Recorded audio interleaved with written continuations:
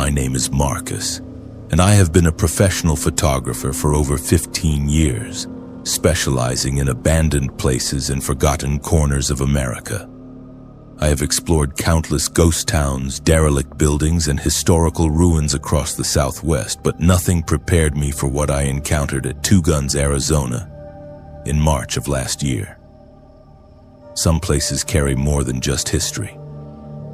Some places carry the weight of unfinished business. Two Guns sits like a wound in the desert, approximately 30 miles east of Flagstaff along Interstate 40. Most travelers see only the graffiti-covered remains of an old gas station from the highway. But the real ghost town spreads across both sides of Canyon Diablo, connected by a crumbling concrete bridge from 1915. I had researched the location extensively before my visit, drawn by its reputation as one of the most cursed sites along the old Route 66. The history of Two Guns reads like a catalog of violence and tragedy. In 1878, 42 Apache warriors were murdered in what became known as the Apache Death Cave, suffocated by smoke when their Navajo enemies lit sagebrush fires at the cave entrance. In 1926, the eccentric Harry Miller shot and killed landowner Earl Cundiff in a dispute over a land lease, then was later mauled by his own captive mountain lions. Multiple businesses built on the site failed mysteriously, culminating in a devastating fire in 1971 that destroyed the final attempt to revive the town. Local Navajo and Hopi people avoid the area entirely, claiming the land itself is poisoned by the violence that occurred there. They speak of restless spirits and a darkness that seeps up from the earth like groundwater. I had dismissed these warnings as folklore until I experienced the truth firsthand. I arrived at Two Guns on a cloudy March afternoon, the kind of gray day that makes the desert look especially desolate. The wind carried a constant low moan as it moved through the ruins, creating an unsettling soundtrack for my exploration. I parked near the abandoned gas station and began photographing the obvious landmarks, working my way methodically through the scattered remains of buildings and foundations. The atmosphere felt heavy from the moment I stepped out of my vehicle. Desert locations usually have a dry, clean quality to the air, but Two Guns felt different. There was a thickness to the environment, as if the very molecules were saturated with something unpleasant. I attributed this to my knowledge of the site's violent history and continued with my work. My camera equipment consisted of a professional digital SLR, several lenses, and a sturdy tripod. I also carried backup batteries, memory cards, and a portable lighting setup for interior shots. The technical aspects of photography usually keep me grounded and focused, providing a buffer against the emotional impact of the places I document. But at Two Guns, my equipment seemed to malfunction with unusual frequency. The first anomaly occurred while photographing the ruins of Harry Miller's zoo.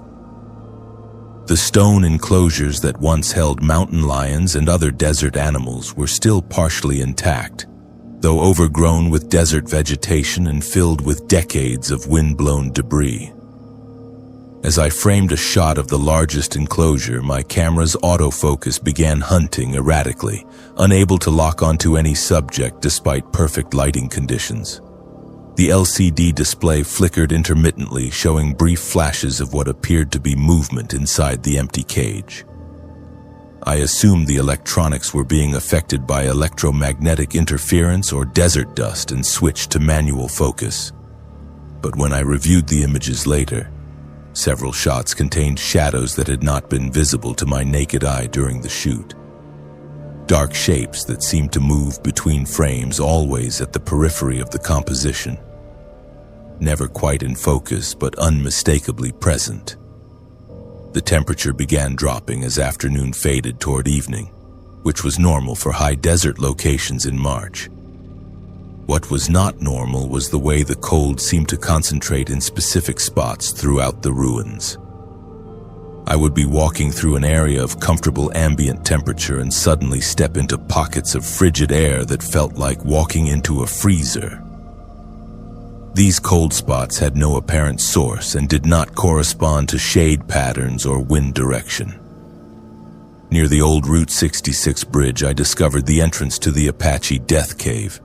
The opening was larger than I had expected, perhaps 8 feet wide and tall enough for a person to enter without ducking. Local authorities had installed metal barriers years ago to prevent access, but time and vandalism had created gaps large enough to slip through. Despite my professional interest in documenting the site, something about the cave mouth made me deeply uncomfortable. The darkness inside seemed to have weight and texture, as if it were a living substance rather than merely the absence of light.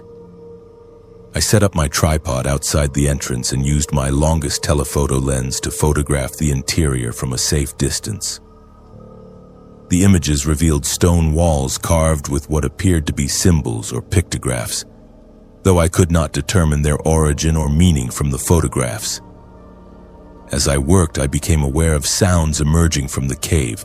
At first, I thought it was simply wind moving through the underground passages, creating the acoustic effects common in cave systems.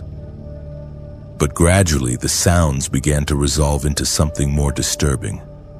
I could hear what sounded like voices speaking in a language I did not recognize, rising and falling in what might have been conversation or argument.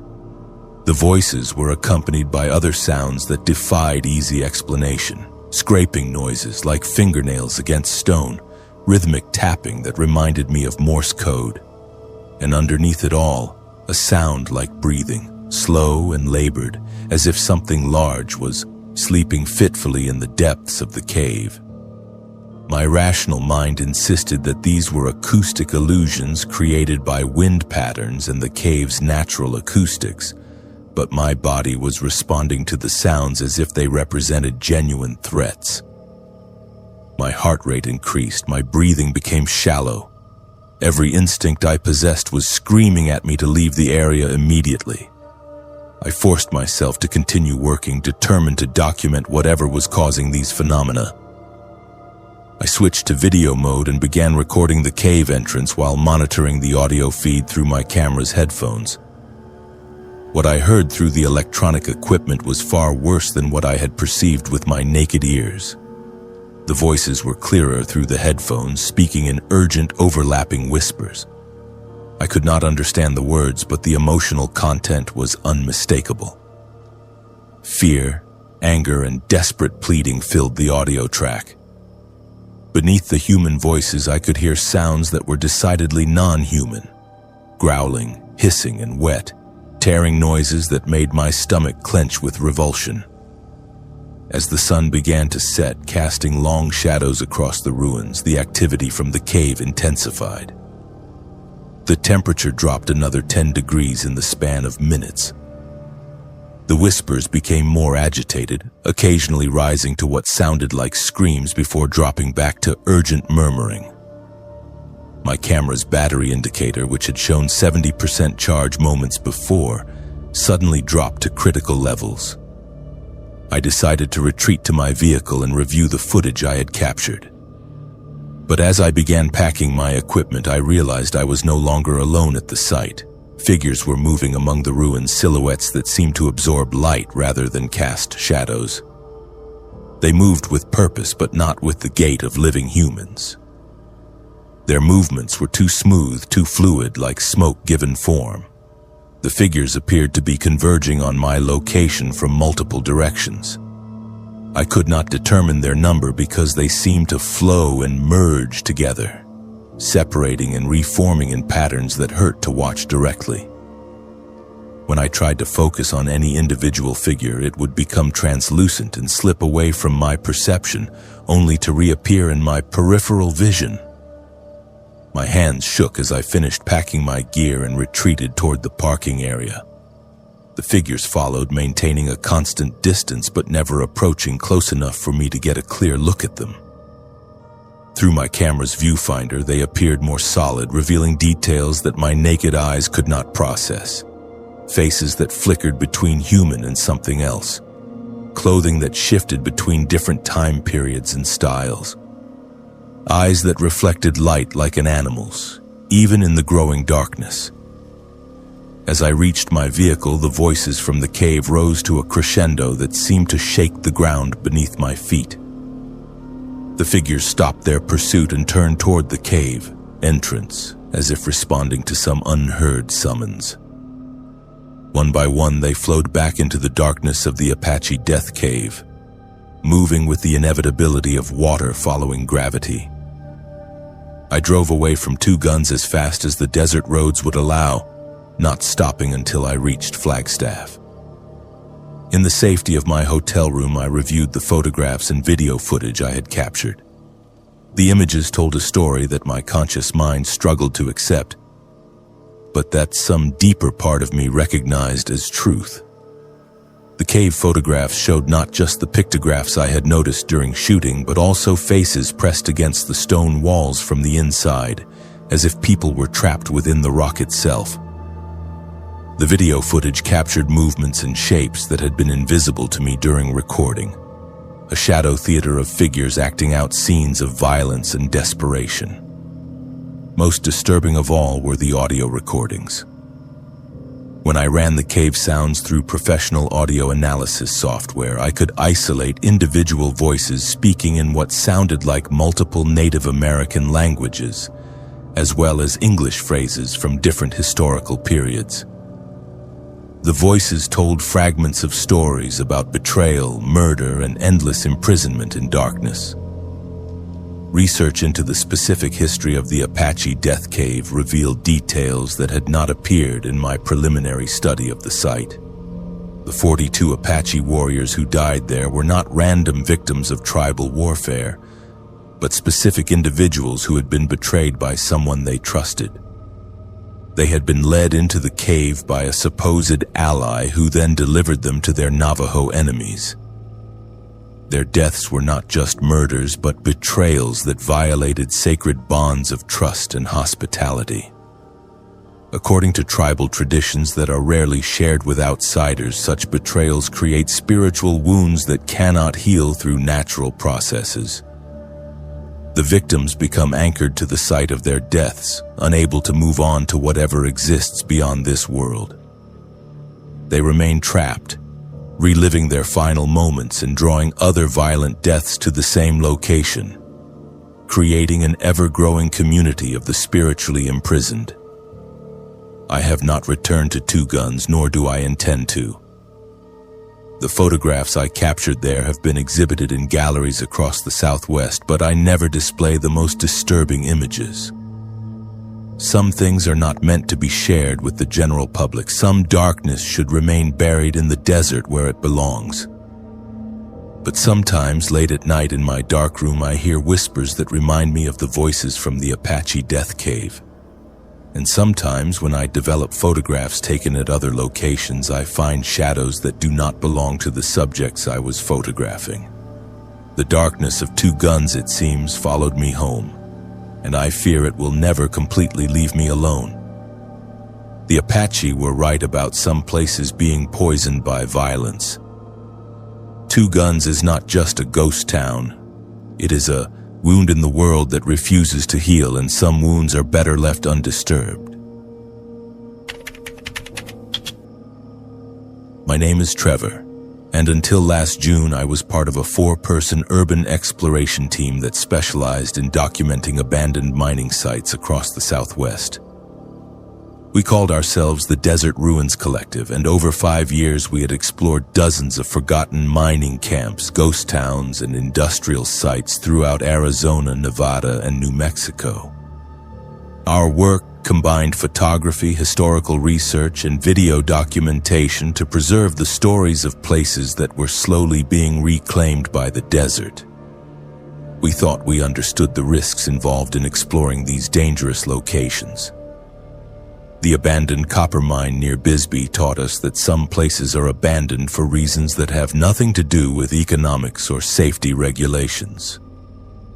The Lavender Pit Mine, operated by Phelps Dodge Corporation, was one of the largest open-pit copper mines in Arizona during its active years from 1950 to 1974. Located just outside Bisbee in the Mule Mountains, the mine produced millions of pounds of copper before being shut down due to declining ore grades and increasing environmental concerns. The massive excavation left behind a pit that measured over a mile long and 900 feet deep, along with numerous support buildings, processing facilities, and worker housing that were abandoned when operations ceased.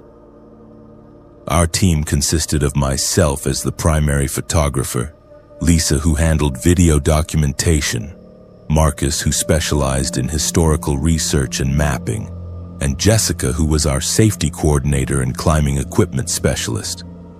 We had been planning the Bisbee expedition for months, studying historical records, satellite imagery, and consulting with local historians to understand the layout and potential hazards of the site.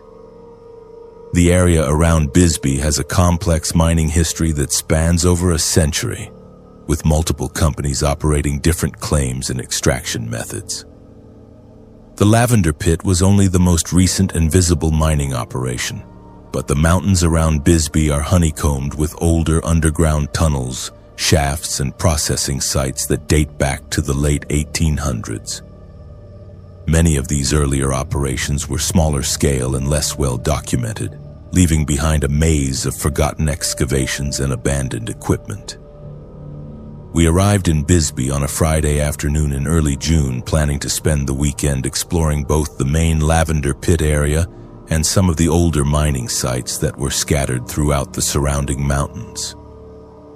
The weather was typical for summer in southeastern Arizona, with daytime temperatures reaching the low hundreds and nighttime lows dropping into the 70s. The first day of exploration went according to plan. We documented the massive open pit, the abandoned processing equipment, and several of the larger support buildings. The scale of the operation was impressive even in its abandoned state, and we captured hundreds of photographs and hours of video footage. The industrial archaeology was fascinating, with layers of mining history visible in the different types of equipment and construction techniques used during various periods of operation. That evening, while reviewing our footage and planning the next day's activities, Marcus discovered references to a smaller mining camp located higher in the mountains above the Lavender Pit. According to his research, this camp had been operated by a different company in the 1920s and had been abandoned much earlier than the larger operation. The camp included several buildings, mine shafts, and what appeared to be a small smelting operation that had been built to process high-grade ore from underground workings. The appeal of exploring this lesser-known site was irresistible. These smaller operations often preserved details of mining life that were lost in larger industrial sites, and the camp appeared to be largely intact based on aerial photographs from the 1960s. We decided to hike up to the camp on Saturday morning, planning to spend the day documenting whatever remained of the buildings and equipment. The hike to the camp took approximately 2 hours, following what appeared to be an old access road that had been cut into the mountainside to transport equipment and supplies to the mining operation. The road was in poor condition after decades of abandonment, with sections washed out by flash floods and others blocked by rock slides. We had to navigate carefully around these obstacles while carrying our photography and safety equipment. The mining camp itself was more extensive than we had expected from Marcus's research. A cluster of wooden buildings hugged a natural shelf in the mountainside, connected by boardwalks and stairs that had been built to navigate the steep terrain. Most of the structures were in various stages of collapse, with roofs caved in and walls leaning at dangerous angles. But several buildings remained sufficiently intact to explore safely. The largest building appeared to have been the main processing facility, housing machinery for crushing and sorting ore before it was transported to the smelter. The equipment was still in place, though heavily rusted and partially buried under debris that had fallen from the deteriorating roof. We spent several hours documenting these machines, which represented mining technology from the early 20th century that was rarely preserved in such complete condition. Behind the processing building, we discovered the entrance to the main mine shaft. The opening was approximately 8 feet square and descended at a steep angle into the mountain. A wooden head-frame structure still stood above the entrance, though the cables and pulleys that would have been used to transport miners and ore cars had long since been removed. Warning signs posted by the Forest Service advised against entering the mine due to unstable conditions in the presence of toxic gases. Despite the warnings, the mine entrance was compelling from a documentary perspective. This was where dozens of miners had worked daily during the camp's operational period, extracting copper ore under dangerous conditions for minimal pay. Their stories were an important part of Arizona mining history, and the shaft represented a direct connection to their experiences. Jessica insisted that we maintain safe distances from the mine entrance and test the air quality before approaching too closely. She carried portable gas detection equipment that could identify carbon monoxide, hydrogen sulfide, and other dangerous gases that sometimes accumulated in abandoned mines. The readings near the entrance showed acceptable levels of these gases, though she recommended that we avoid spending extended time in the area. As we set up our equipment to photograph the mine entrance and headframe, Marcus noticed something unusual about the shaft opening. Despite the bright afternoon sunlight, our powerful flashlights could not penetrate very far into the darkness of the tunnel. The light seemed to be absorbed rather than reflected, creating an effect similar to looking into a deep well at night. More disturbing was the sound that emerged from the mine. At first we thought it was simply air movement through the underground passages, creating the acoustic effects common in cave systems. But as we listened more carefully, the sounds began to resolve into something that resembled human voices calling from deep within the mountain. The voices were indistinct but clearly present, rising and falling in patterns that suggested conversation or argument. Occasionally we could hear what sounded like metal striking stone, as if someone were working with mining tools in the depths of the shaft. These sounds came in regular intervals, like the rhythm of pick and shovel work that would have been common during the camp's active period. Lisa began recording audio of the sounds while I documented the mine entrance with long exposure photography. The combination of the mysterious voices and the light-absorbing darkness of the shaft created an atmosphere that was both fascinating and deeply unsettling. We all felt the pull of professional curiosity about what might be causing these phenomena. Marcus suggested that the sounds could be explained by air currents moving through the complex tunnel system, creating acoustic effects that mimicked human voices and tool use. This was a rational explanation that we all wanted to accept, but the regularity and clarity of the sounds made such natural explanations seem inadequate. As afternoon faded toward evening, the sounds from the mine began to change in character and intensity. The voices became more agitated, occasionally rising to what sounded like shouts or screams. The metallic striking sounds increased in frequency and volume, creating a cacophony that echoed from the depths of the mountain. Jessica was the first to suggest that we should leave the area. As our safety coordinator, she was responsible for recognizing when exploration conditions became dangerous and the increasing activity from the mine was making her nervous. The sounds were loud enough to mask other potential hazards, and the psychological stress of listening to what sounded like human distress was affecting the entire team. But as we began packing our equipment, the sounds from the mine suddenly stopped. The silence was complete and immediate, as if someone had thrown a switch that cut off all activity in the underground workings. The contrast was so stark that it was almost more unsettling than the previous noise. Then we heard footsteps. Heavy boots were walking up the mine shaft toward the entrance, accompanied by the sound of metal tools dragging against stone. The footsteps were regular and deliberate, like someone climbing a steep incline while carrying heavy equipment. Based on the acoustic properties of the sound, whoever was walking was still deep in the mine, but approaching the surface steadily. None of us spoke as we listened to the approaching footsteps. According to our research and the Forest Service warnings, the mine had been abandoned for over 80 years. No current mining operations existed in the area, and the shaft was considered too dangerous for recreational exploration. Yet someone was clearly walking up from the depths of the mine, moving toward where we stood at the entrance. The footsteps grew louder and more distinct as they approached. We could hear the scrape of boots on stone, the clink of metal tools, and what sounded like labored breathing echoing up from the darkness. The person climbing toward us seemed to be carrying a significant load and struggling with the steep grade of the tunnel. Lisa continued recording while the rest of us stared into the mine entrance, waiting for the first glimpse of whoever was emerging from the depths. Our flashlights still could not penetrate the darkness effectively, but the sounds indicated that the person should be visible within minutes. Then the footsteps stopped. The silence that followed was different from the earlier cutoff of mine sounds. This felt like someone had paused in their climb, perhaps listening for sounds from the surface or resting before completing the ascent to the entrance. We could hear nothing except our own breathing and the wind moving through the abandoned mining equipment. After several minutes of waiting, Marcus called down into the shaft, identifying himself and asking if anyone needed assistance. His voice echoed into the darkness and then returned as a series of diminishing echoes from the tunnel system.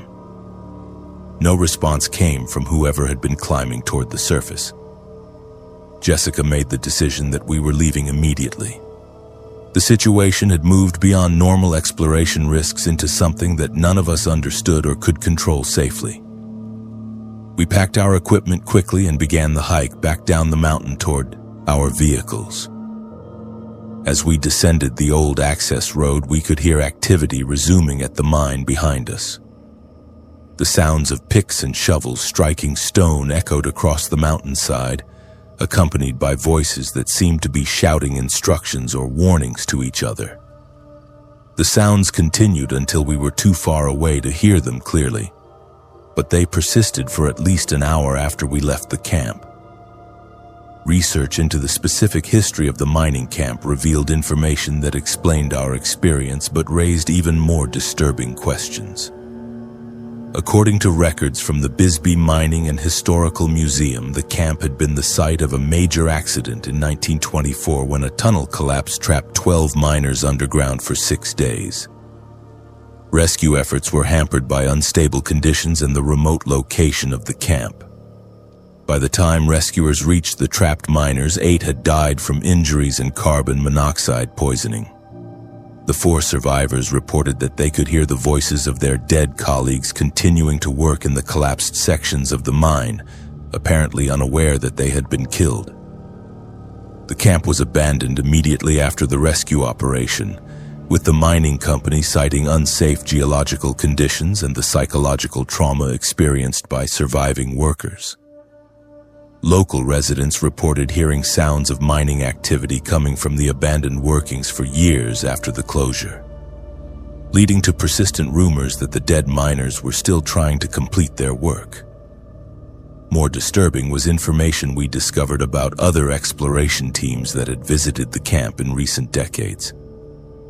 3 separate groups of urban explorers and mining historians had reported similar experiences of hearing voices and footsteps in the mine, always followed by the sensation of being watched or pursued as they left the area. One team had attempted to explore the mine shaft with proper safety equipment, but had been forced to retreat when their lights failed simultaneously, and they heard what sounded like tunnel collapse occurring behind them. Another group reported that their vehicle would not start after visiting the camp, stranding them overnight in the area while sounds of mining activity continued from the abandoned workings. Most significantly, a geological survey team that had visited the camp in the 1980s to assess the stability of the abandoned mine had documented their experience in official reports. Their instruments detected no signs of structural instability or dangerous gases, but multiple team members reported hearing voices and tool sounds coming from sections of the mine that had been sealed since the 1924 collapse. We never returned to the mining camp above Bisbee, and our team dissolved shortly after the expedition. Lisa moved to Oregon to focus on architectural photography. Marcus changed careers to become a museum curator, and Jessica now works for the Forest Service educating people about mine safety. We remain friends, but we no longer discuss what we experienced at the abandoned camp. The Desert Ruins Collective officially ceased operations in August of that year.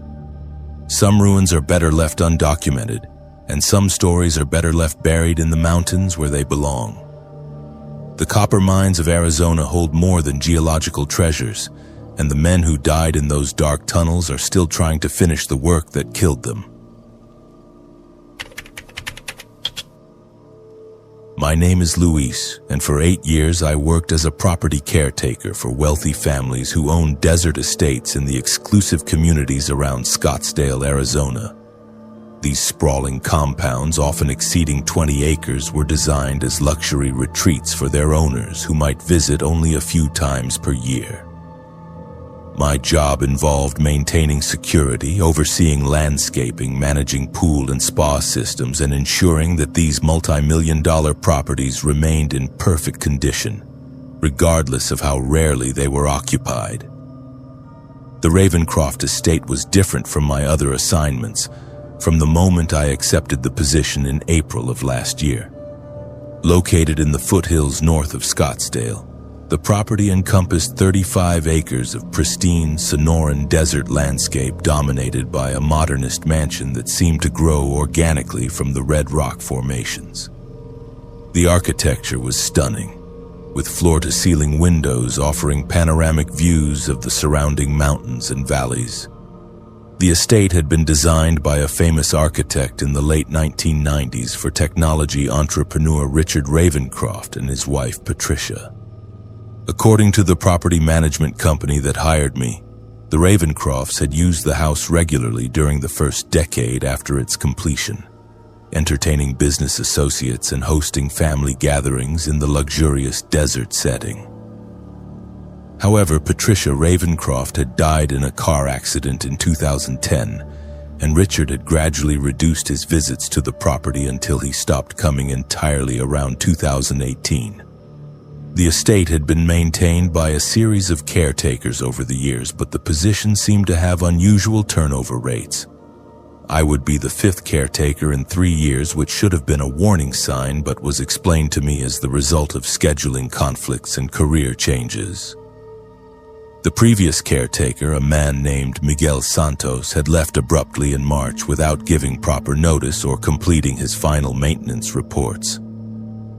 The property management company described his departure as unprofessional, but declined to provide specific details about his reasons for leaving. They assured me that all necessary background checks and references had been completed, and that Miguel's departure had nothing to do with working conditions or compensation issues. My responsibilities included daily security patrols of the property perimeter, weekly maintenance of the pool and spa systems, monthly testing of the backup generators and water filtration equipment, and quarterly deep cleaning of the main house and guest facilities.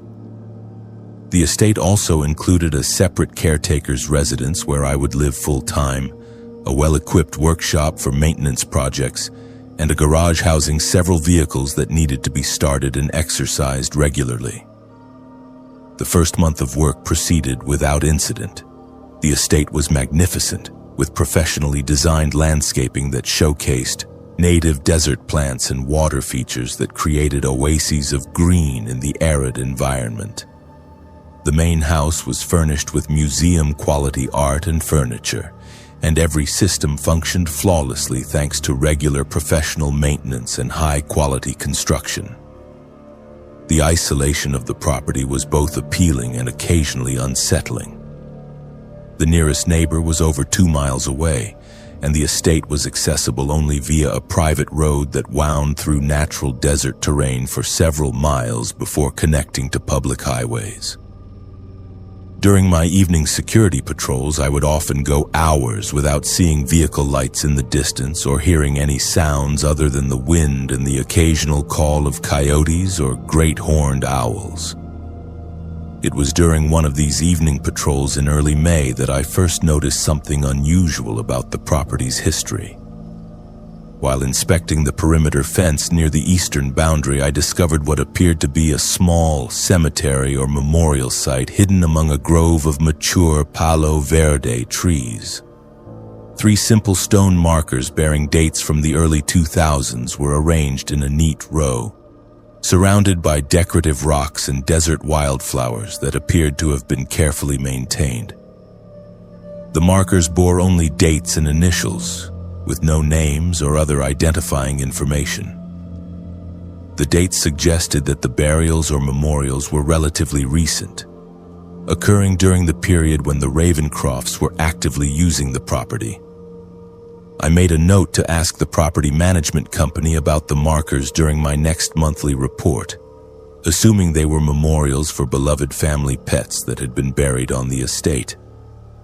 2 weeks later, while conducting routine maintenance on the backup generator system, I discovered a locked storage room in the basement of the main house that was not included in the facility blueprints or maintenance schedules I had been provided. The door was constructed of heavy steel and secured with an electronic lock that did not respond to the master codes I had been given for other security systems throughout the property. The existence of the locked room bothered me more than it should have, given that wealthy homeowners often maintained private storage areas for valuable collections or sensitive documents. However, the room's absence from official property documentation seemed unusual for a professional maintenance operation, and I began to wonder what other aspects of the estate might not have been disclosed to the caretaking staff. My curiosity was further aroused when I noticed that the ventilation system serving the locked room included expensive air filtration equipment that seemed excessive for simple storage purposes. The filtration units were industrial grade, designed to handle biological contaminants rather than dust or moisture that might affect stored valuables. The electrical consumption meters for the locked room also indicated power usage patterns, consistent with refrigeration equipment rather than static storage. During my second month on the property, I began finding personal items scattered in various locations around the estate that suggested previous caretakers had left more hastily than the property management company had indicated. A work jacket with Miguel embroidered on the pocket was found in the workshop, along with personal tools that seemed too valuable to abandon voluntarily.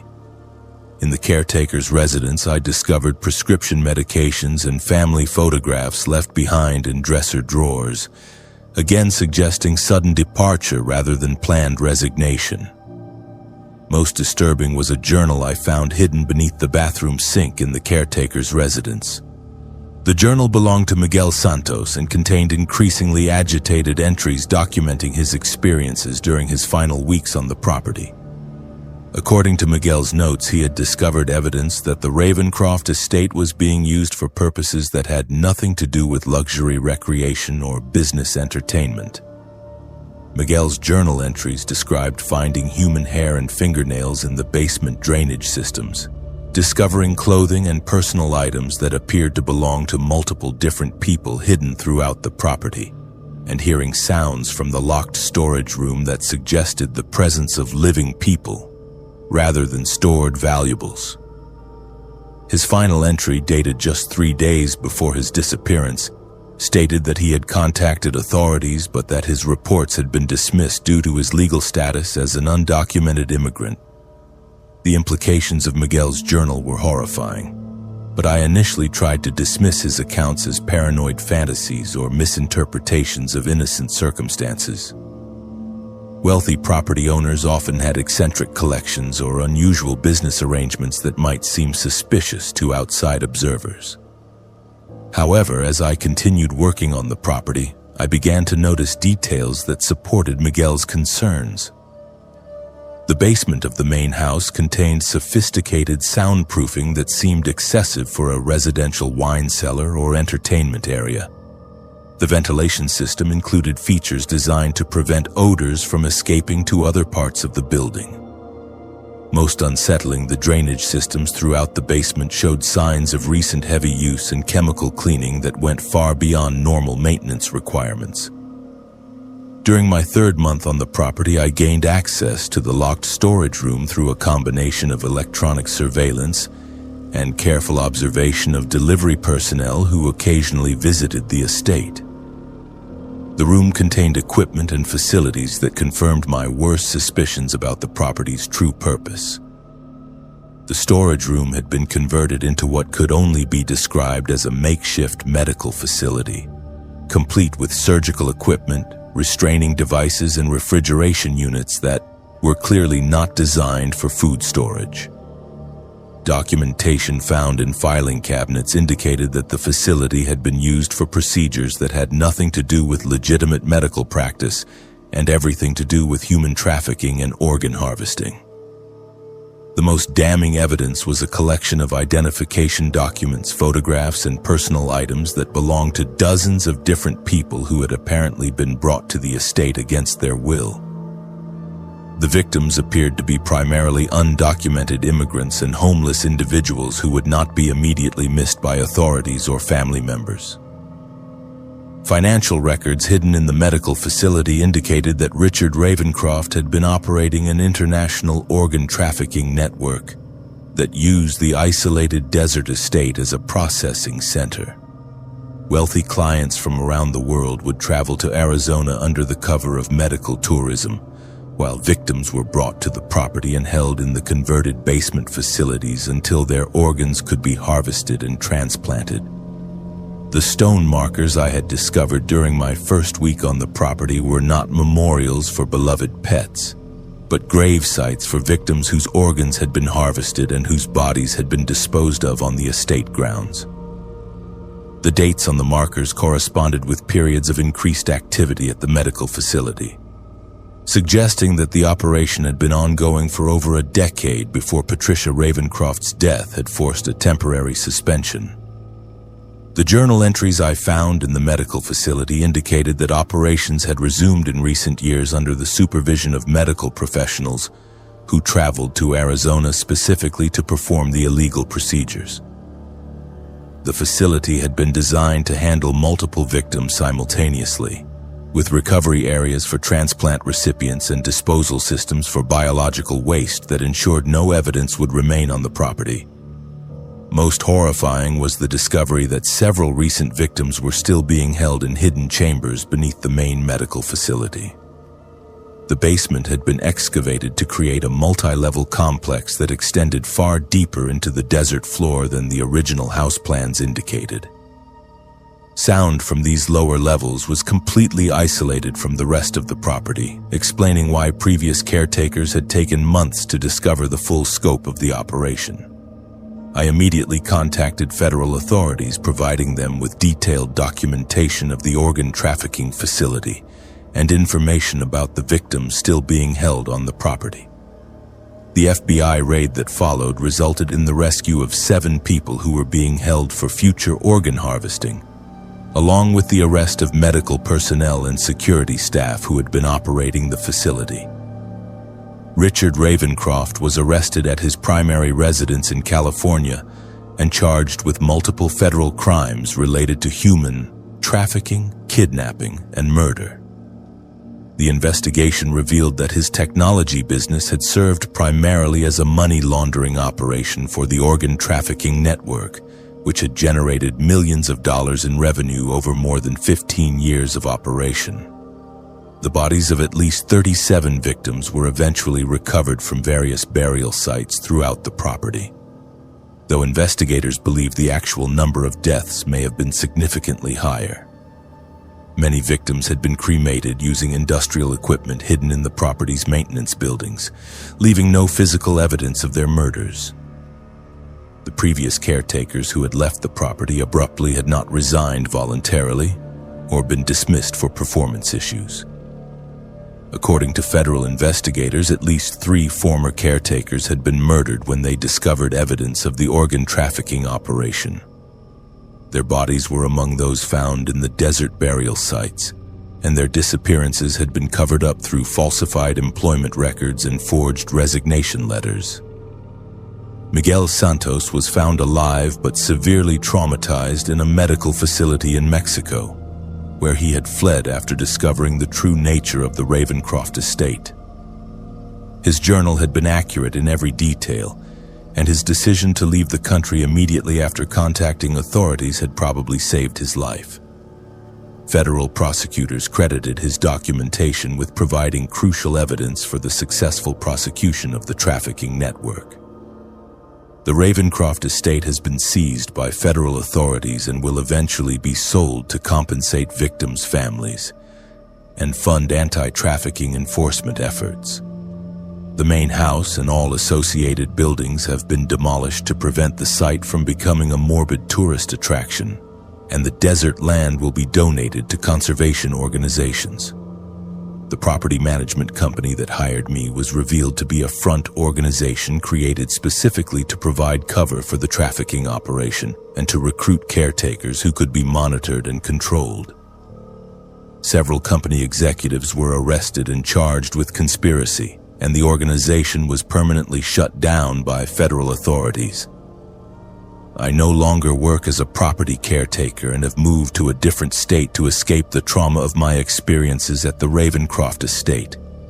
The isolation and luxury that initially attracted me to the job were revealed to be tools used to hide unspeakable crimes against vulnerable people who had no one to protect them. The Arizona desert holds many secrets, but some properties are abandoned for reasons that have nothing to do with economics or changing lifestyles. Sometimes the most beautiful places conceal the darkest purposes, and sometimes the people who maintain these properties pay with their lives for discovering the truth. Trust your instincts when something feels wrong, because the wealthy and powerful are capable of horrors that most people cannot imagine, especially when they believe their money and isolation make them untouchable. My name is Jennifer, and until last September I was a traveling nurse working contracts across Arizona and New Mexico. The job required long drives between assignments, often through remote stretches of highway where you might not see another vehicle for hours. I had driven those desert roads hundreds of times over the past 5 years, and I thought I understood their rhythms and dangers. I was wrong about what lurked on the highways between Phoenix and Flagstaff. The incident occurred on State Route 87, a 2-lane highway that cuts through some of the most desolate country in central Arizona. It was a Tuesday night in late September, and I was driving from a completed assignment in Phoenix to start a new contract at Flagstaff Medical Center. The shift change meant I had to drive overnight to arrive in time for orientation at 7 a.m. I had taken this route dozens of times before. During daylight hours, Route 87 offers stunning views of the Sonoran Desert transitioning into high country pines. At night, however, it becomes a ribbon of asphalt through absolute darkness, with the occasional pair of animal eyes reflecting in the headlights being the only signs of life for miles. The highway has a reputation among locals and frequent travelers. It was constructed in 1927 with sharp curves and steep grades that make night driving challenging under the best conditions. Over the decades, countless fatal accidents have occurred along its length, earning it recognition as one of Arizona's most dangerous roads. Emergency responders call certain sections blood alleys because of the frequency and severity of crashes. I departed Phoenix at 11 p.m., planning to arrive in Flagstaff around 2:30 a.m. with time to grab a hotel room and a few hours of sleep before reporting to work. The first hour of driving passed uneventfully. Traffic was light, consisting mainly of long-haul truckers and the occasional late-night traveler like myself. The radio played softly, and I maintained a steady speed while staying alert for wildlife that might wander into the roadway. Around mile marker 200, approximately 30 miles south of Payson, The landscape began its transition from low desert to pine forest.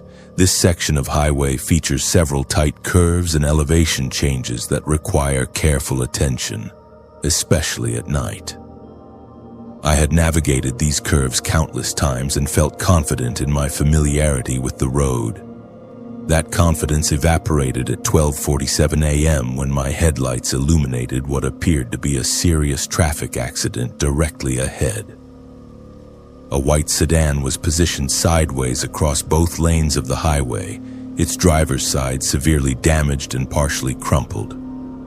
The front of the vehicle was smashed inward and the windshield had spiderwebbed into an opaque pattern that obscured the interior. Steam or smoke rose from under the hood, creating ghostly wisps in the cold desert air. The passenger side door hung open and debris was scattered across the asphalt. I immediately applied my brakes and activated my hazard lights while scanning for other vehicles or signs of emergency responders. The accident appeared fresh, with no emergency vehicles on scene and no other traffic visible in either direction. My nursing training kicked in automatically and I began mentally preparing to provide medical assistance to any injured parties. As I brought my car to a complete stop approximately 50 feet from the wreckage, I noticed something that made my stomach clench with unease. Despite the severity of the damage, there were no skid marks on the pavement leading up to the accident site. The asphalt was completely clean, with no indication of the violent braking or loss of control that should have preceded such a devastating crash. I reached for my cell phone to call 911 and discovered that I had no signal, which was not unusual in this remote area. Many sections of Route 87 had spotty cellular coverage, and emergency calls sometimes had to be made from the next town or truck stop. I would need to either render immediate aid to any victims or drive to the nearest location with phone service to report the accident. I grabbed my emergency medical kit from the trunk and approached the damaged vehicle cautiously. My headlights provided the only illumination, creating stark shadows that moved and shifted as I walked closer to the wreckage. The silence was complete except for the ticking of cooling metal and the soft hiss of escaping fluids. The scene became more disturbing the closer I got. The damage pattern on the sedan made no sense from an engineering perspective. The impacts appeared to have come from multiple directions simultaneously, as if the vehicle had been crushed by some enormous force rather than colliding with another object. The metal was twisted in ways that defied the normal physics of automobile accidents. Looking through the shattered windows, I could see that the interior of the car was empty.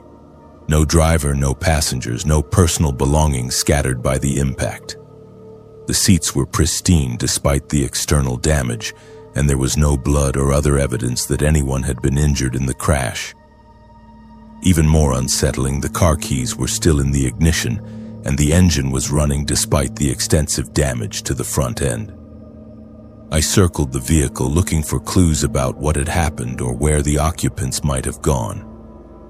The passenger door that hung open showed no signs of being forced or damaged during the crash. It appeared to have been open normally, as if someone had simply stepped out of the vehicle after parking.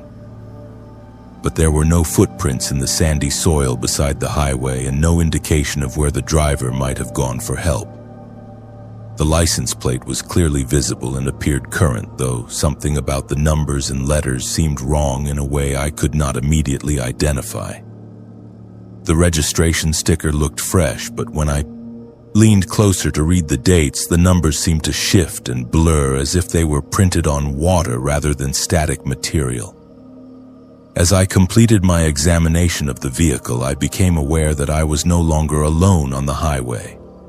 A figure was walking toward me from the direction of Payson, moving with the slow, deliberate pace of someone who had been traveling on foot for a considerable distance.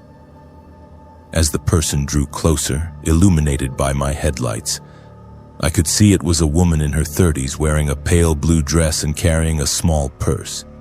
She appeared completely calm despite the circumstances, showing no signs of injury or distress that would be expected from someone involved in such a severe accident.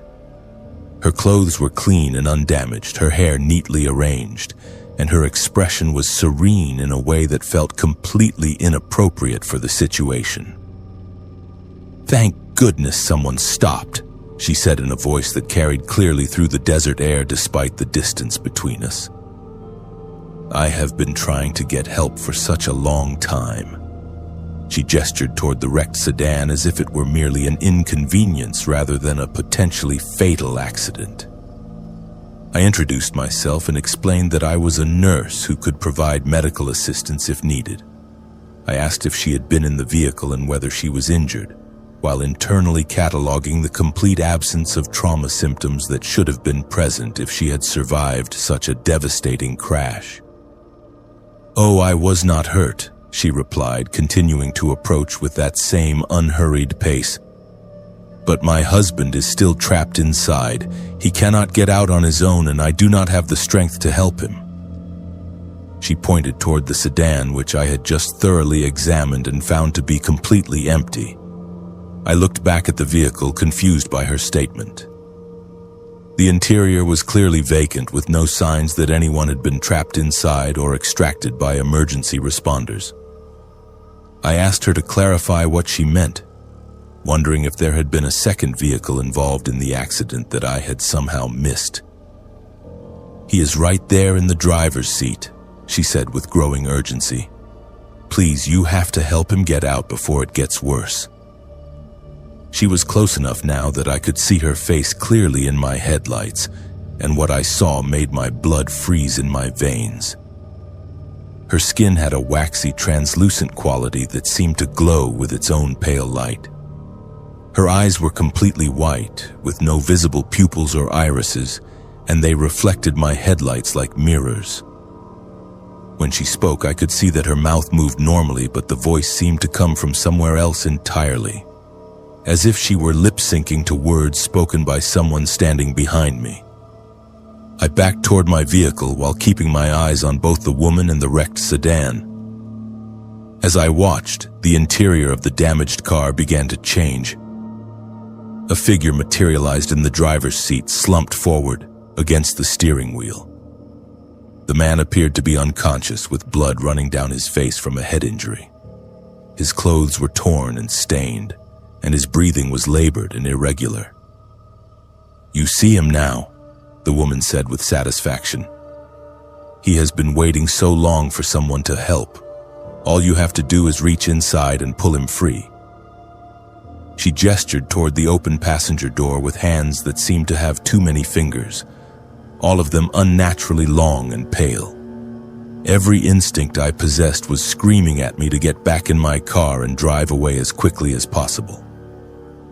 Nothing about this situation made logical sense, and my nursing experience told me that trauma victims do not simply materialize inside vehicles that had been empty moments before. But the professional part of my mind insisted that I had a duty to help if someone was truly injured. I approached the passenger door cautiously while keeping the woman in my peripheral vision. The man in the driver's seat looked real enough, and his injuries appeared severe. If this was some kind of hallucination brought on by stress or fatigue, the responsible thing to do was still to investigate and ensure that no one actually needed medical assistance.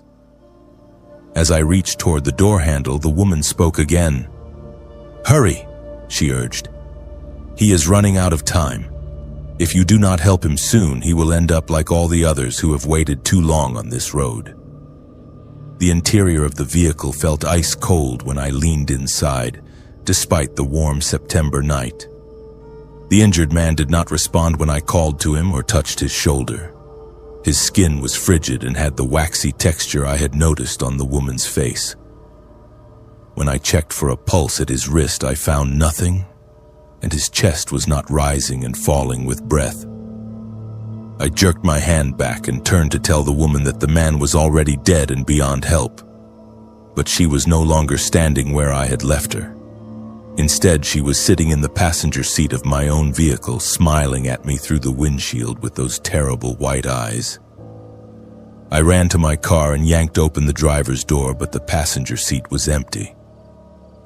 The woman had vanished as completely as if she had never existed.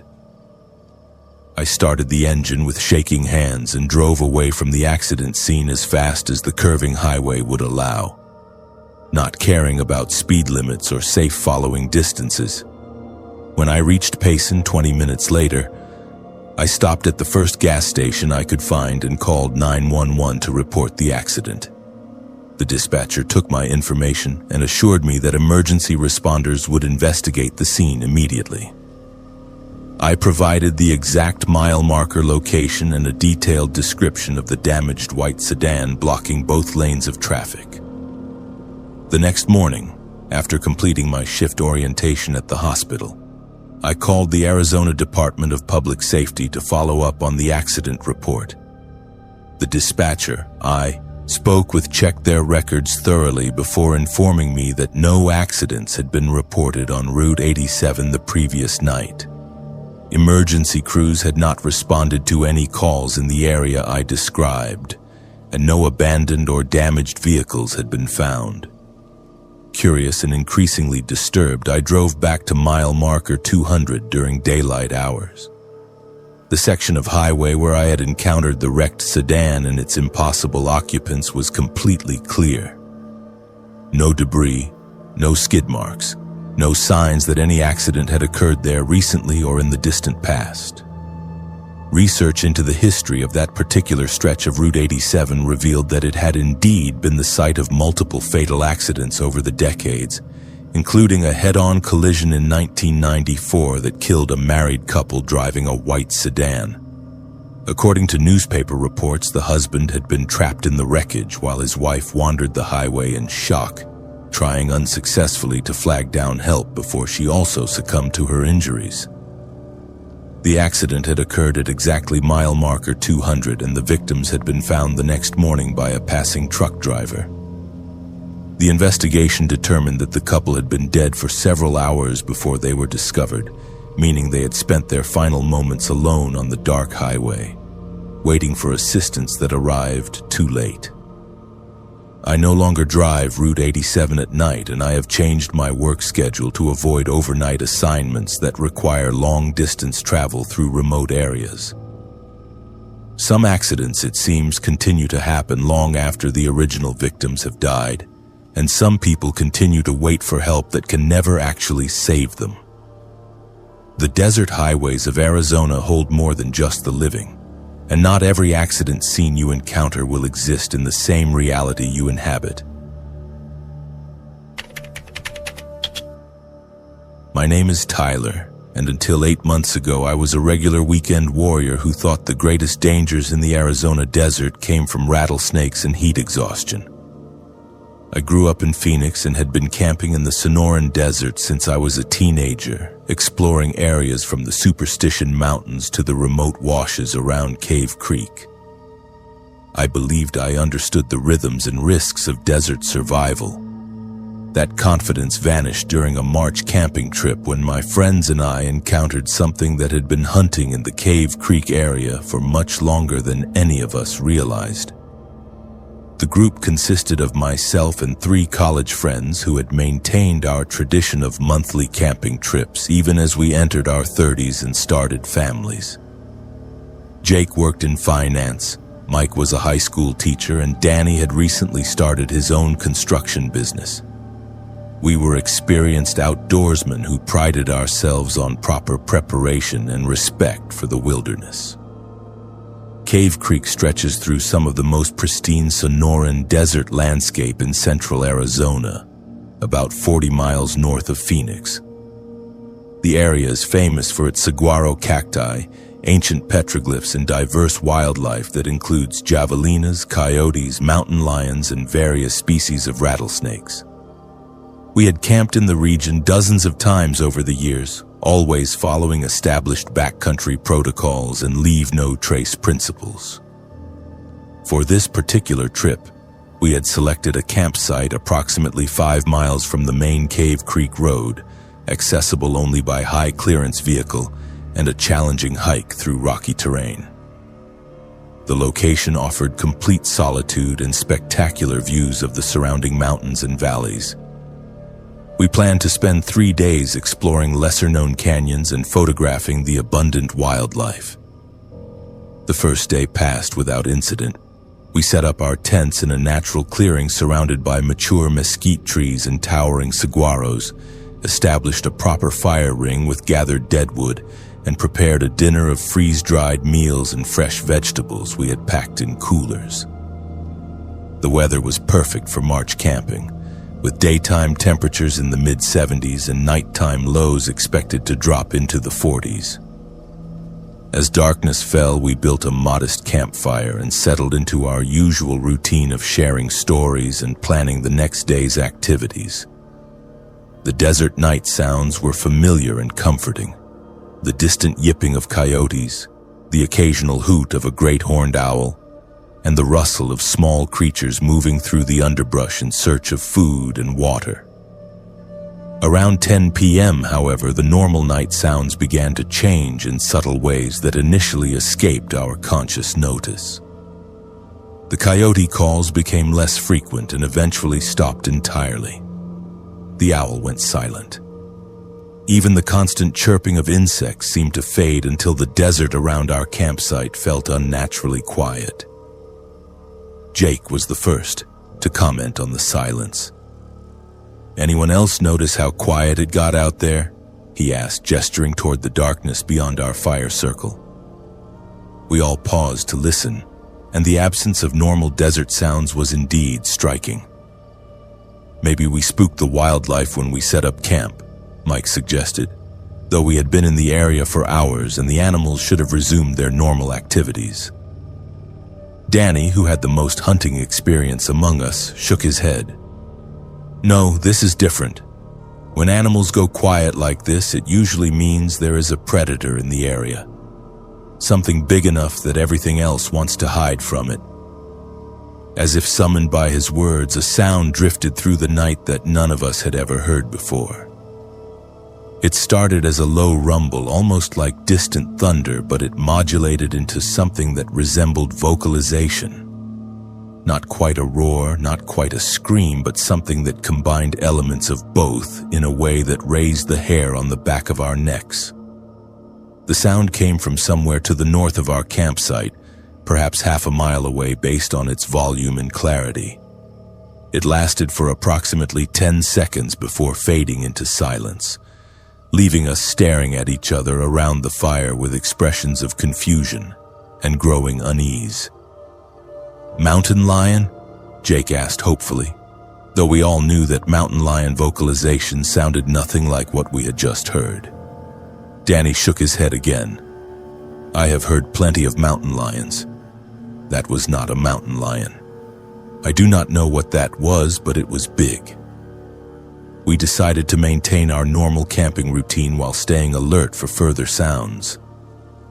The fire provided both light and psychological comfort, and we agreed to keep it burning throughout the night rather than letting it die down as we usually did. We also moved our food storage containers closer to the tents and double-checked that everything was properly secured. The second occurrence happened around midnight as we were preparing to sleep.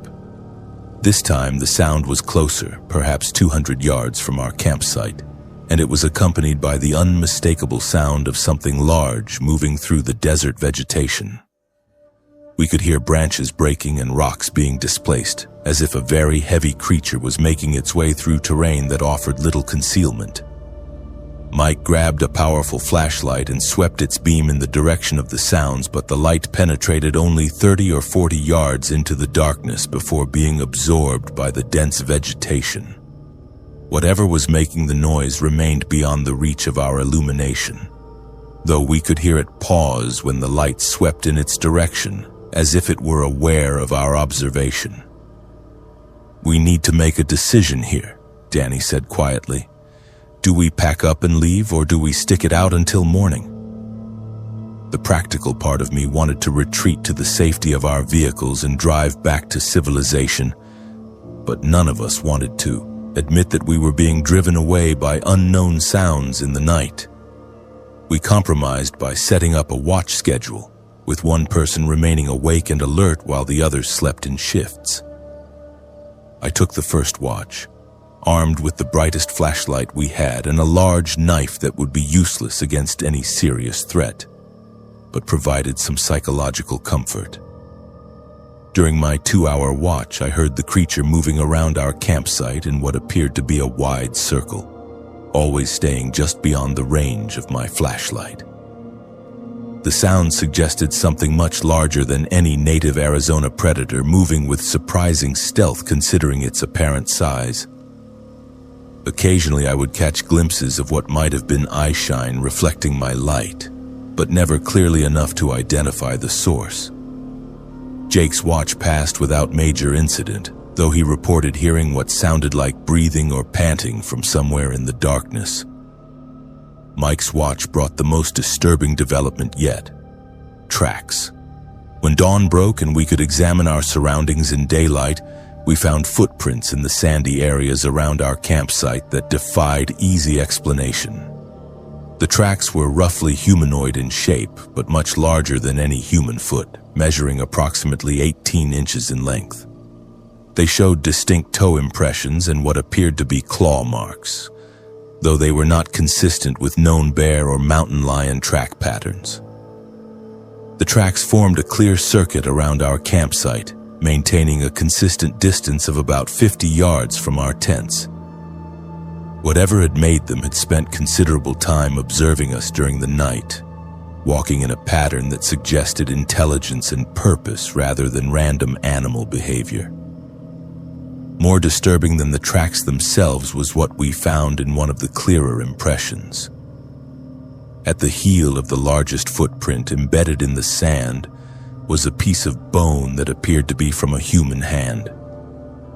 The bone was old and weathered, bleached white by sun exposure, but unmistakably human in origin. We photographed the tracks and the bone fragment before packing our gear as quickly as possible. None of us spoke much during the breakdown process, but we were all thinking the same thing.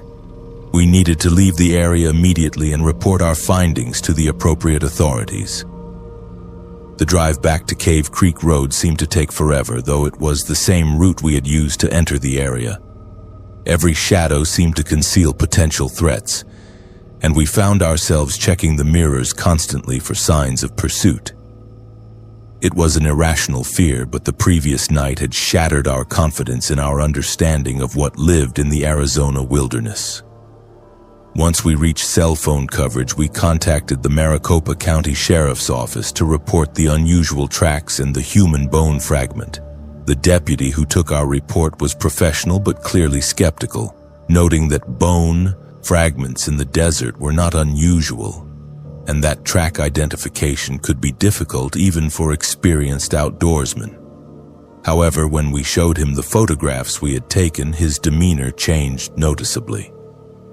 He asked detailed questions about the exact location of our campsite and requested copies of all the images. He also advised us not to return to the area alone and to report any similar encounters immediately.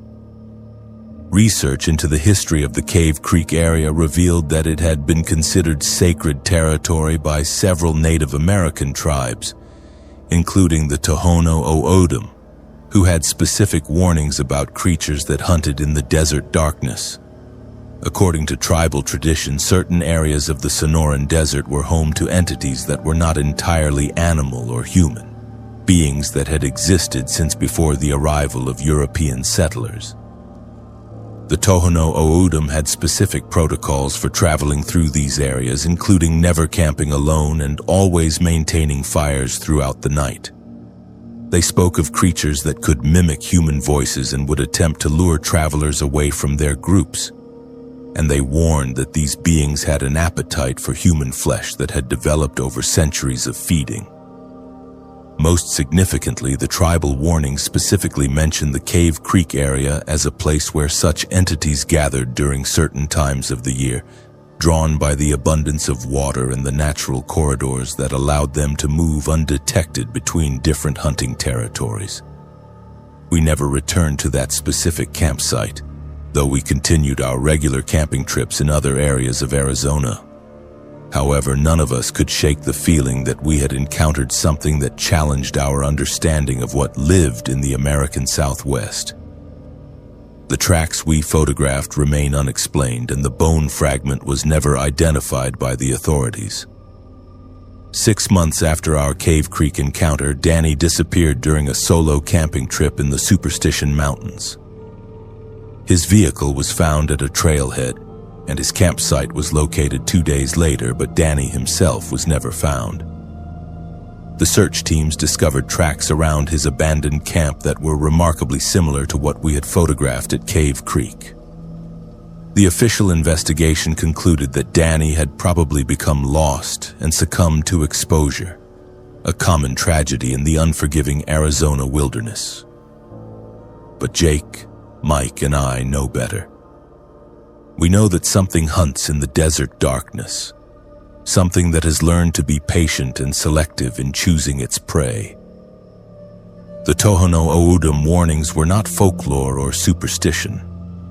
They were survival instructions passed down through generations by people who understood that the Sonoran Desert holds secrets that are older and more dangerous than any modern camper realizes.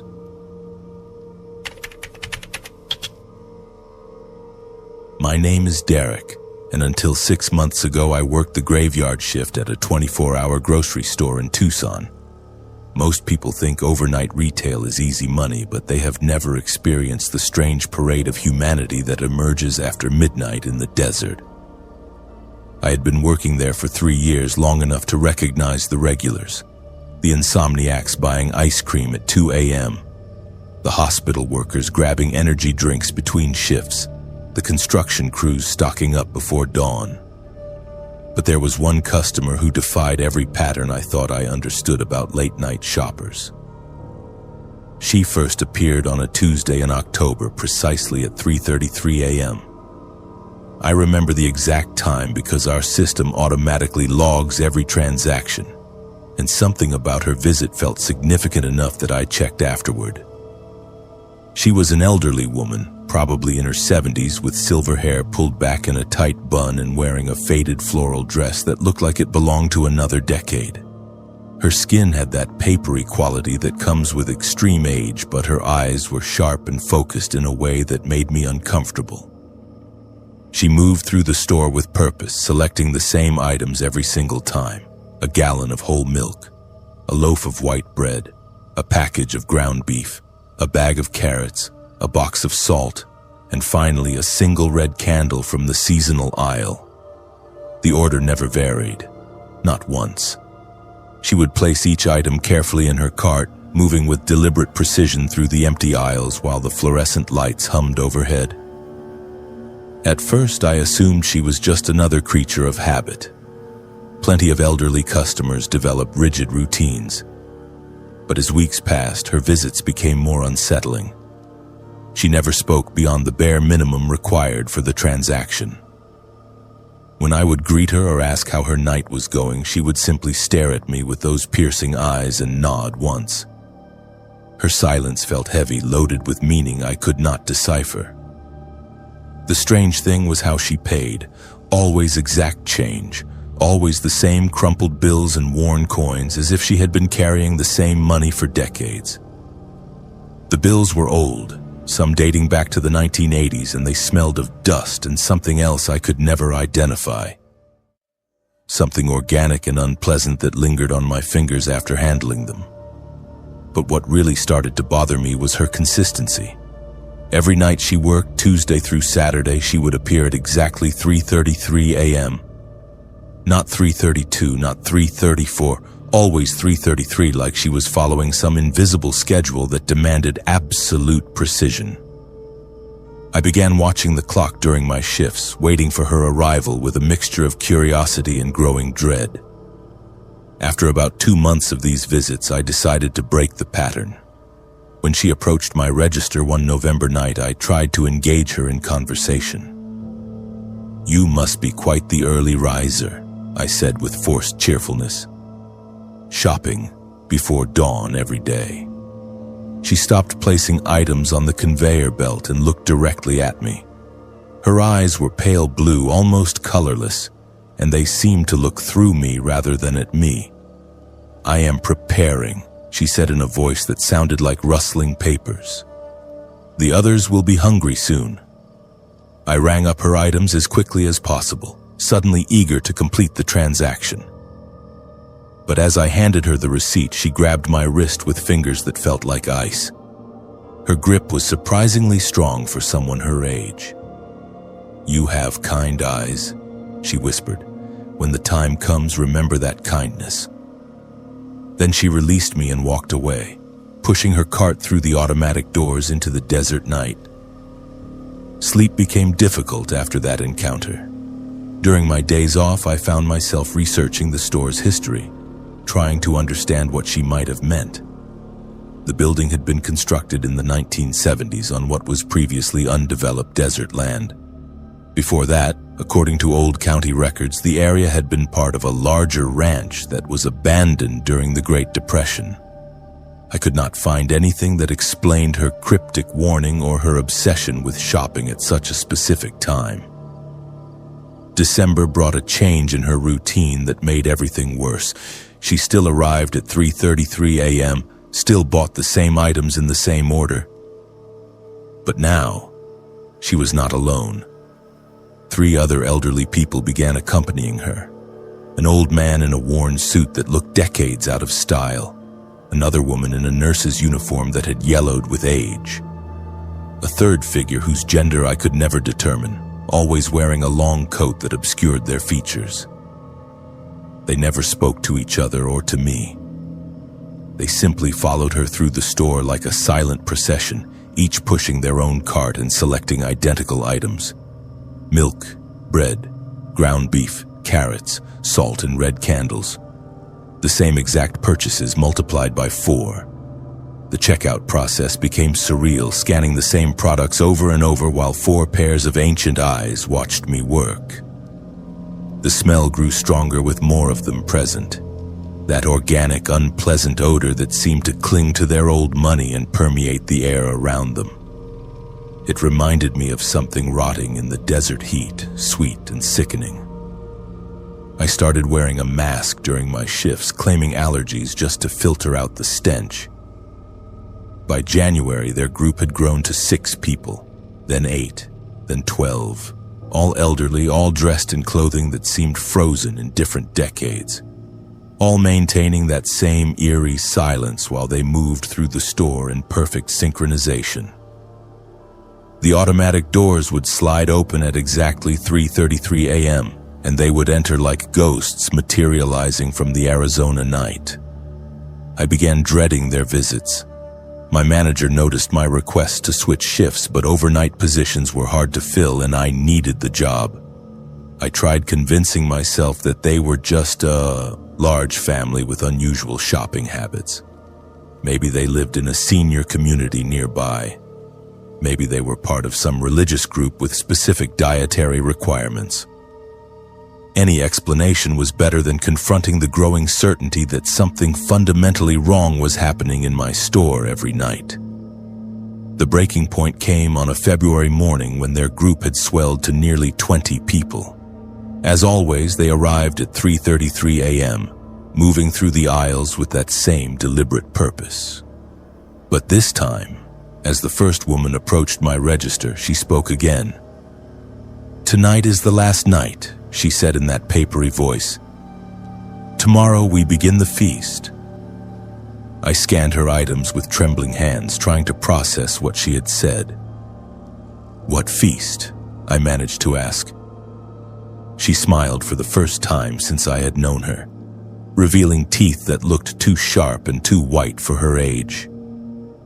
"The Feast of Remembrance," she replied, "for all those who were forgotten in the desert, all those who died with empty stomachs and unfulfilled hunger." As I handed her the receipt, she leaned closer. Her breath smelled like turned earth and old bones. "You have been chosen to witness," she whispered. "Because of your kindness, you will understand what we have become." Then she turned and walked away, leading her silent procession back into the night. I called in sick the next day, and the day after that. When I finally returned to work, my manager informed me that the overnight shift was being discontinued due to low customer traffic. The store would now close at midnight and reopen at 6 a.m. When I asked about our late-night regulars, he looked confused. "What regulars?" he said. "The night shift barely had any customers. That is why we are shutting it down." I checked the transaction logs for the previous months, searching for evidence of their purchases. There was nothing. No record of the milk, bread, ground beef, carrots, salt, or candles. No receipts matching their visits. According to the computer system, the store had been virtually empty during those overnight hours. But I know what I saw. I know what I experienced. And sometimes when I drive past that store late at night, I see figures moving through the parking lot at exactly 3:33 a.m. They carry shopping bags filled with provisions for a feast that exists somewhere between memory and hunger, between the living world and whatever lies beyond it in the vast Arizona desert. I work day shifts now at a different store across town. But I still wake up at 3:33 a.m., remembering the weight of their ancient eyes and the promise of kindness in a world where the forgotten dead still need to eat. My name is Carlos, and for 3 years I worked as a security guard at London Bridge in Lake Havasu City, Arizona. Most people know the bridge's history, how it was purchased from England in 1968 and transported stone by stone to Arizona, where it was reconstructed over the Colorado River. What fewer people understand is that some things from Victorian London made the journey along with the bridge itself, things that were never meant to cross an ocean or survive in the Arizona desert.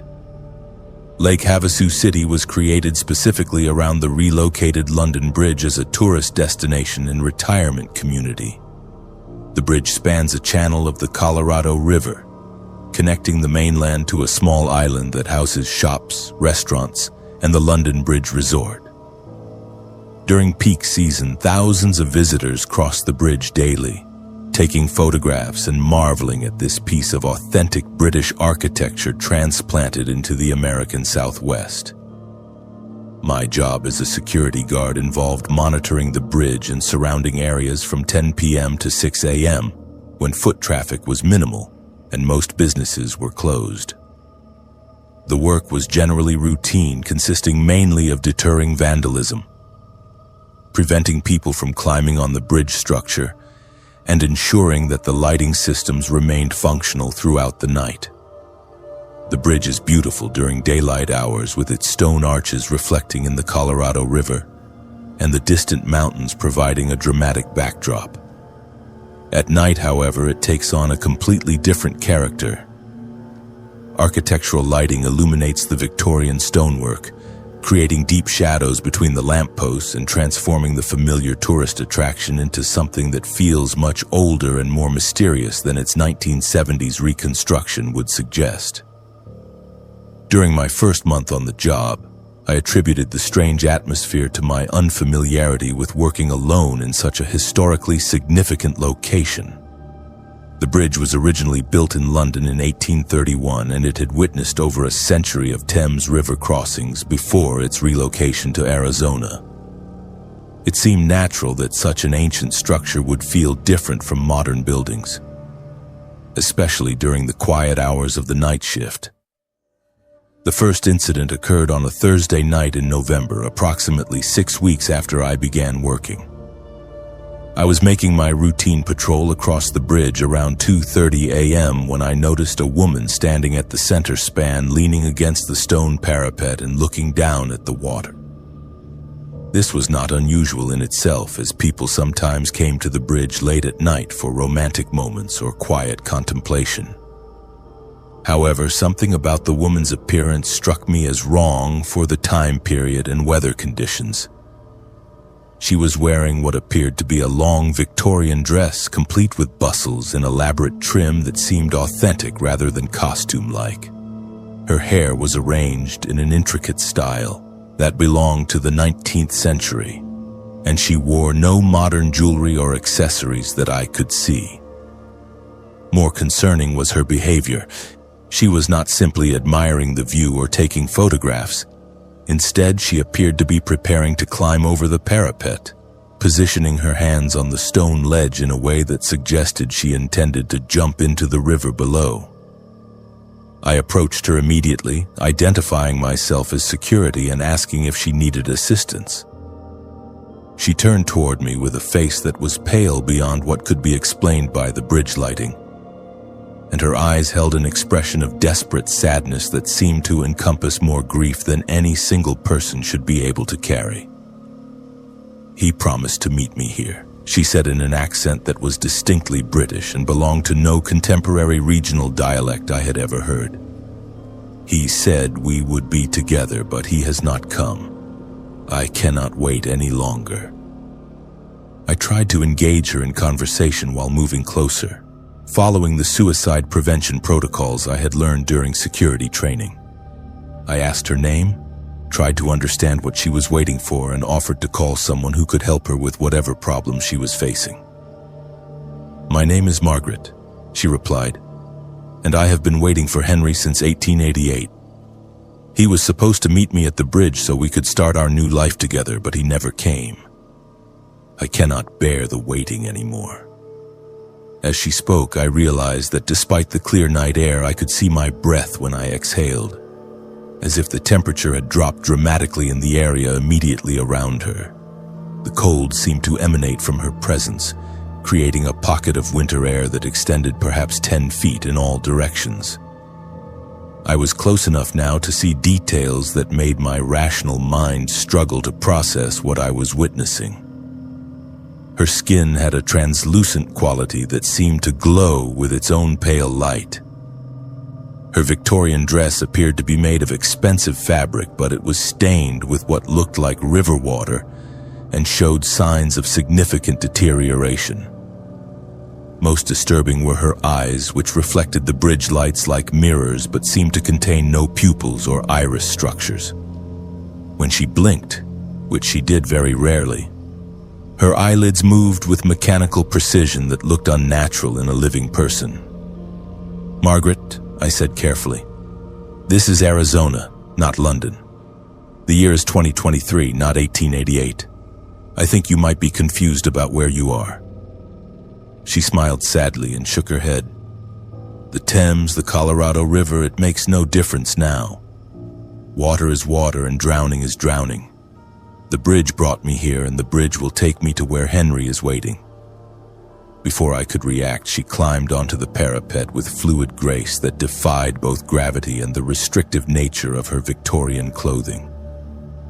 She stood balanced on the narrow stone ledge, her dress billowing in a wind that I could not feel, and looked back at me with an expression of profound gratitude. "Thank you for listening," she said. "It has been so long since anyone acknowledged that I exist." Then she stepped forward and fell toward the water below. I rushed to the parapet and looked down, expecting to see her body in the river and preparing to call for emergency rescue services. But there was nothing. No splash, no ripples, no sign that anyone had entered the water. Margaret had simply vanished between the bridge and the river's surface. I reported the incident to my supervisor, describing it as a possible attempted suicide that I had been unable to prevent. A search of the river and surrounding shoreline found no evidence that anyone had jumped from the bridge, and security cameras reviewing the footage from that night showed me patrolling alone, with no other person visible anywhere on the bridge during the time I claimed to have witnessed Margaret's jump. My supervisor was understanding, but suggested that the stress of working alone at night might be causing hallucinations or waking dreams. He arranged for me to have a few days off and recommended that I see a counselor if the experiences continued. But they did continue. Over the following months, I encountered Margaret on the bridge approximately once every 2 weeks, always late at night and always during the same tragic ritual. She would be waiting for Henry, express her despair at his absence, and ultimately jump to her death in waters that never received her body. Research into the history of the original London Bridge revealed that it had indeed been a popular suicide location during the Victorian era, with dozens of documented cases of people ending their lives by jumping into the Thames. Among the recorded suicides was a woman named Margaret Whitmore, who jumped from the bridge in December of 1888 after being abandoned by her fiancé, Henry Pemberton. According to newspaper accounts from the time, Margaret had sold all her possessions to purchase passage to America, where Henry had promised to meet her and begin their new life together. When he failed to arrive at their appointed meeting place, she spent her last money on lodging near the bridge and waited for 2 weeks before finally giving up hope. The circumstances of her death were particularly tragic because Henry had actually arrived in London looking for her, but had been delayed by a family emergency and arrived at their meeting place one day after Margaret's suicide. He spent the rest of his life consumed by guilt and grief, eventually taking his own life from the same bridge location in 1891. More disturbing was what I learned about other relocated historical structures. Researchers who study paranormal activity in transplanted buildings have documented numerous cases where supernatural phenomena appear to transfer along with the physical materials. Spirits that were anchored to specific locations often remain attached to the stones, wood, or metal that comprised their earthly connection points.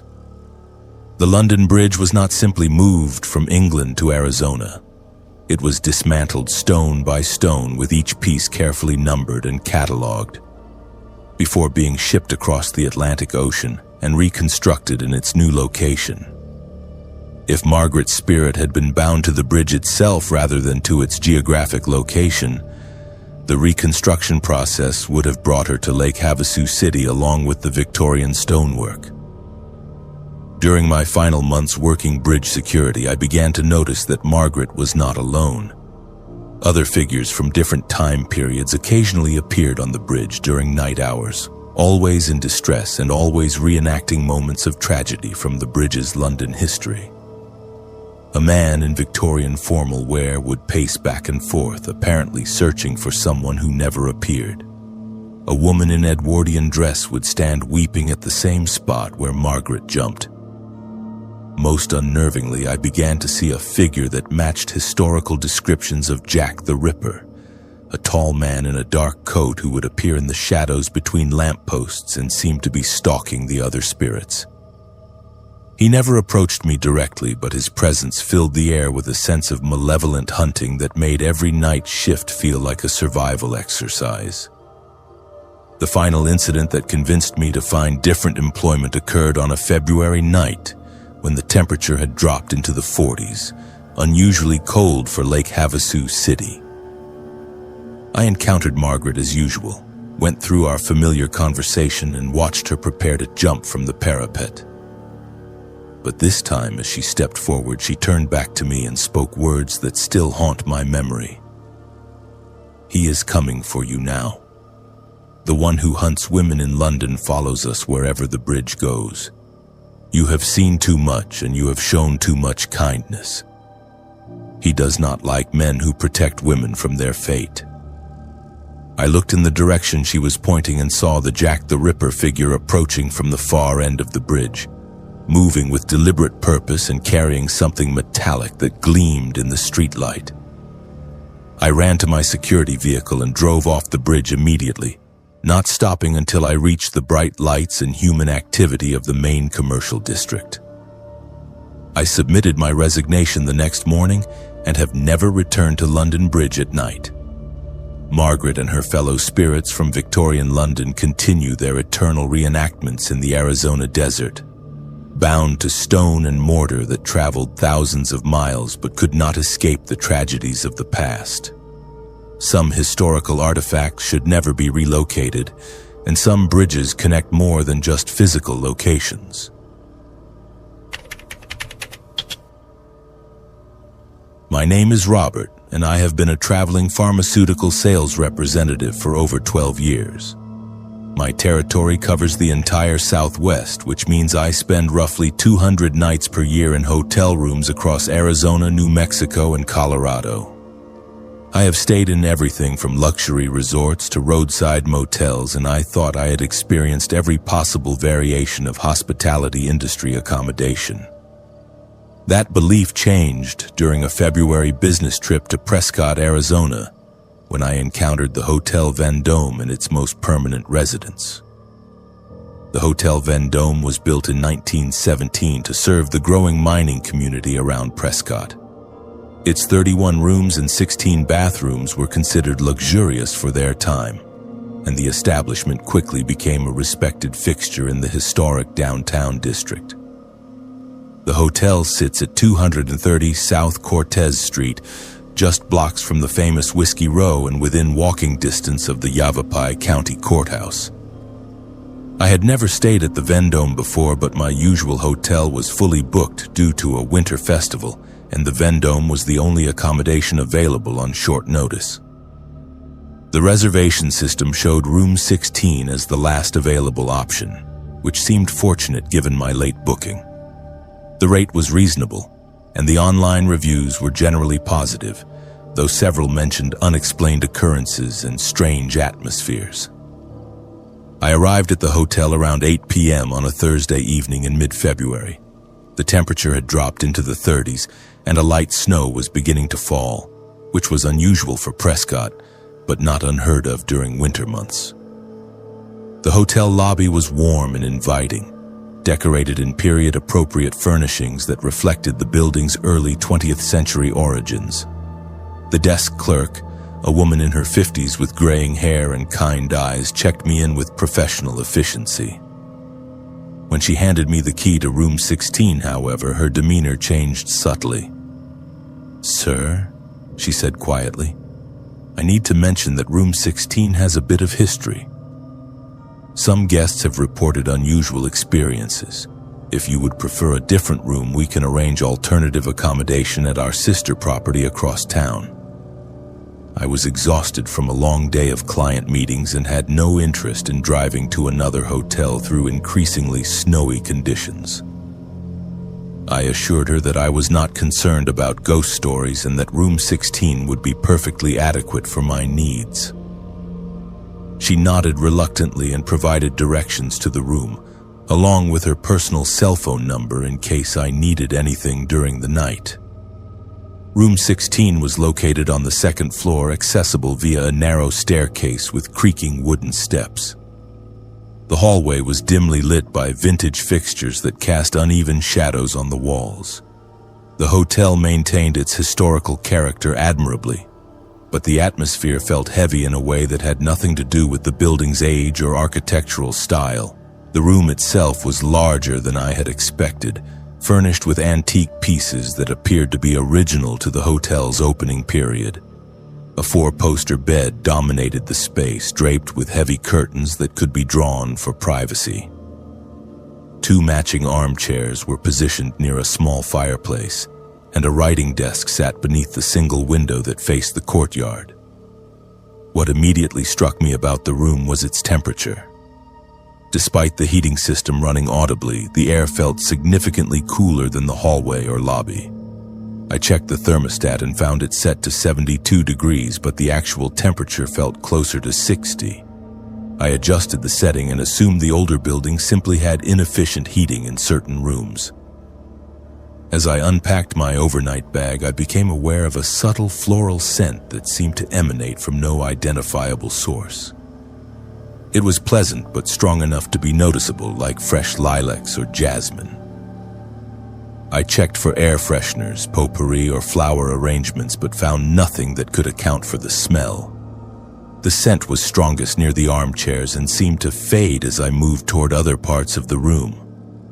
I had planned to work on sales reports for several hours before sleeping, so I set up my laptop on the writing desk and began reviewing client accounts and preparing for the next day's meetings. The work was routine, requiring concentration but not creative thinking, which made what happened next even more disturbing. Around 10:30 p.m., I became aware that I was no longer alone in the room, The sensation was immediate and unmistakable, like the feeling of being watched by someone standing just outside my peripheral vision.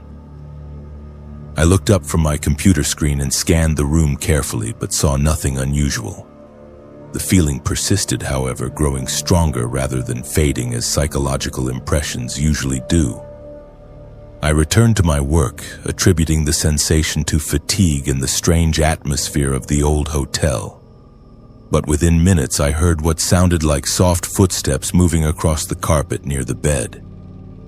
The sound was distinct and rhythmic, like someone pacing back and forth in a small area. When I turned to look, the room appeared empty, but the footsteps continued for several more seconds before stopping abruptly. The temperature in the room dropped noticeably during the footstep episode. My breath became visible, and I could feel cold air moving around me like a gentle breeze.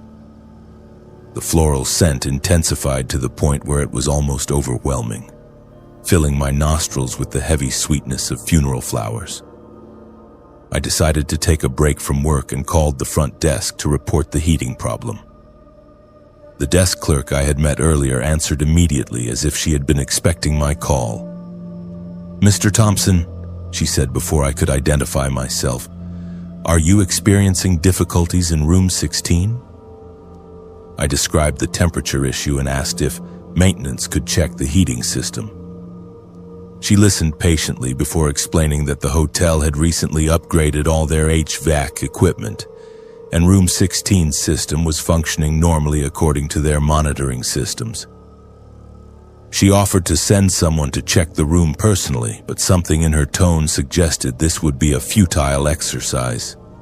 "Sir," she continued carefully, "room 16 has a particular history that affects some guests more than others. The room was home to a woman named Abby and her husband in the early 1920s. When they lost ownership of the hotel due to financial difficulties, the new owners allowed them to remain in that room. One night, Mr. Beer left to obtain medication for Abby, who was suffering from tuberculosis, and he never returned. Abby refused to eat after his abandonment and eventually passed away in that room along with her cat." She paused before continuing. "Many guests report sensing a presence in room 16. The experiences are always non-threatening, but they can be unsettling for those who are not prepared. Abby seems particularly active during winter months and late evening hours." I thanked her for the information and assured her that I was comfortable remaining in the room. As a rational person with a background in science, I was skeptical of supernatural explanations for what was most likely a combination of old building acoustics, heating irregularities, and psychological suggestion.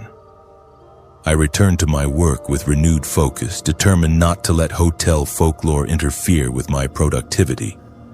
That determination lasted approximately 15 minutes.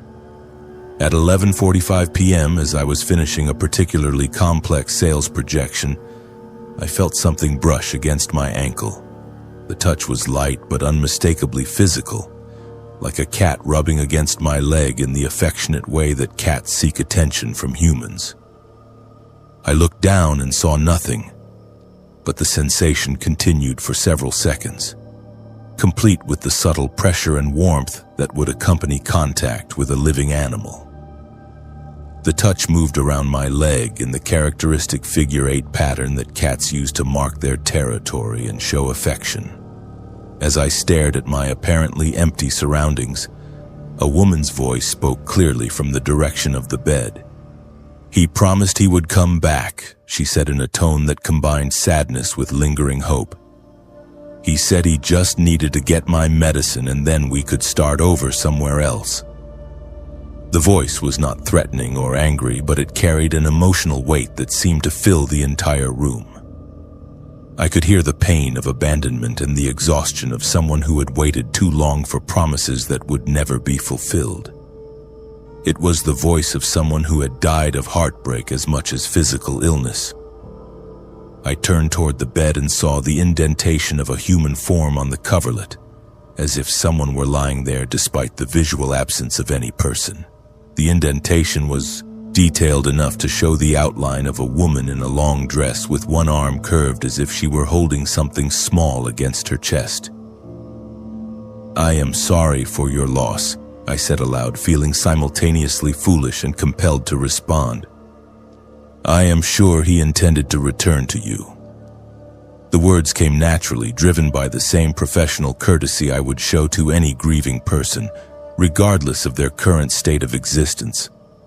The indentation on the bed shifted slightly, and the woman's voice spoke again, this time with unmistakable gratitude. "Thank you for your kindness," she said. "So few people understand that love does not end simply because life does." The temperature in the room began to warm gradually, and the overwhelming floral scent faded to a more pleasant background level.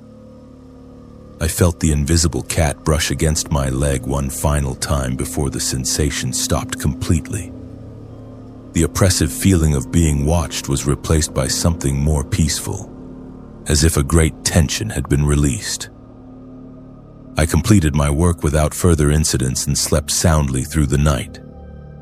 When I woke the next morning, room 16 felt like any other hotel room, with normal temperature and no unusual scents or sensations. My checkout experience was routine, and the desk clerk smiled warmly when she asked about my stay. "Abby appreciated your kindness," she said as she processed my payment. "She does not often interact with guests directly, but when she does, it is usually with people who show genuine empathy for her situation. I have stayed at the Hotel Vendôme twice since that February night, both times requesting room 16 specifically. Each visit has been peaceful and unremarkable, though I always sense a subtle welcome presence when I enter the room.